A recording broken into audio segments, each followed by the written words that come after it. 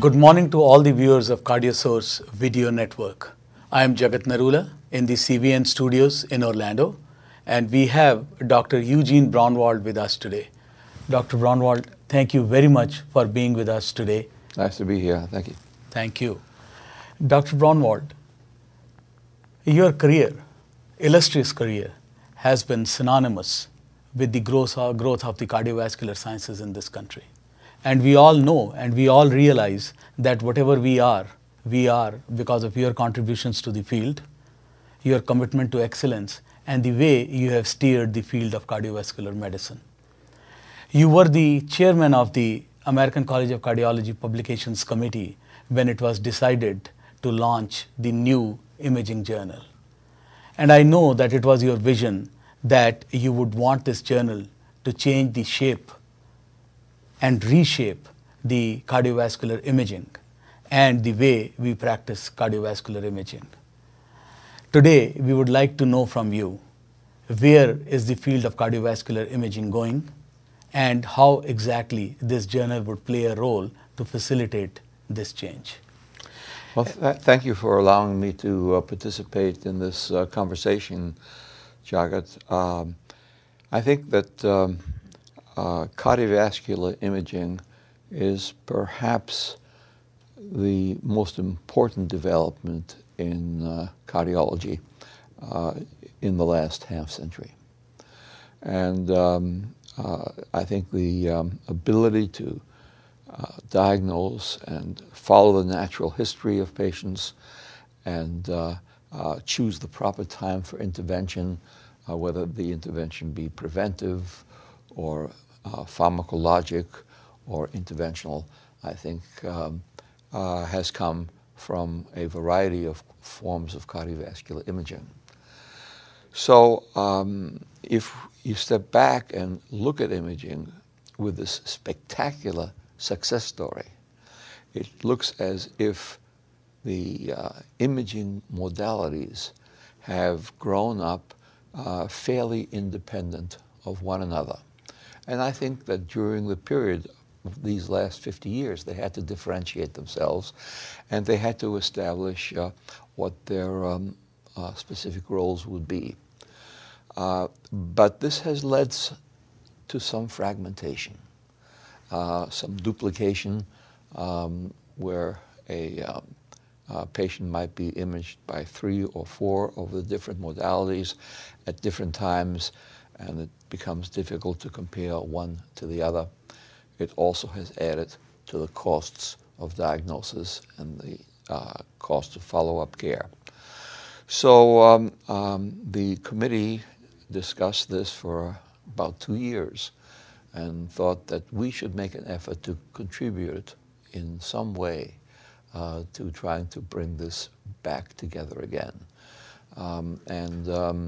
I think this new journal, I think, is one way that the college can do this in a very straightforward, perceptible way, is to have a single journal devoted to multiple modalities of imaging, and also to help to contribute to the development of a new person, not an echocardiographer, not a nuclear cardiologist, not a PET expert, not a CT or MRI expert, but somebody who can look at the broad issue of imaging and select the right modality for the right patient. And in this enormously vast field of cardiovascular imaging, is it even realistic to groom a cardiovascular imager who will be well versed with all the modalities? And if so, how long is the training going to be? Well, I think it is. Otherwise, we probably wouldn't have gone down this direction. And it is somewhat reminiscent of the specialty as a whole. I think we have developed into many, many kinds of subspecialists. Electrophysiologists and obviously preventive cardiologists, heart failure specialists, patients interested in acute coronary syndromes.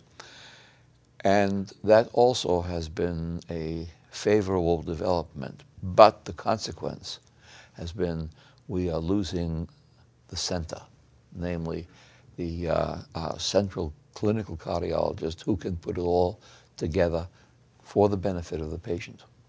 And I think we have to make the same effort with imaging. We have to have a cadre of people who are sufficiently acquainted with each modality that they can lead a program in an institution which crosses departmental lines, medicine, cardiology, pediatrics, intervention, surgery, and overlook all of these and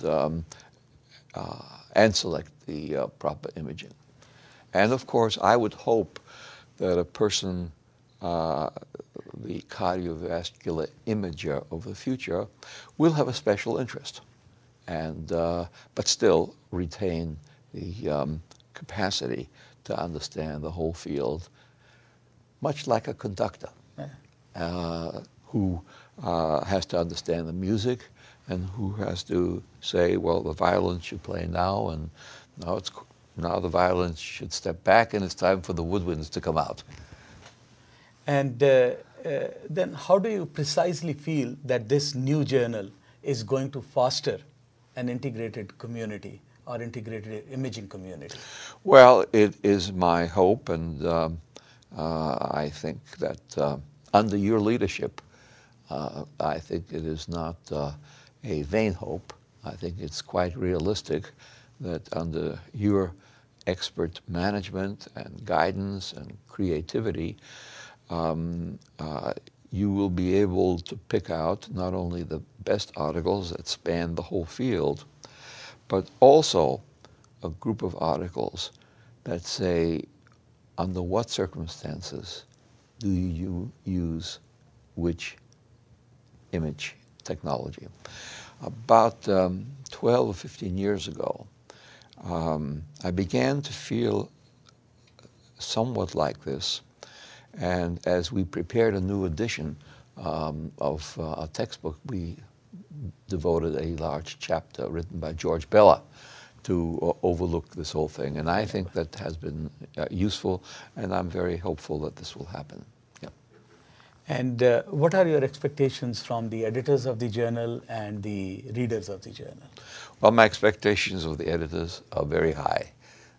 First of all, my expectations, first and foremost, comes quality.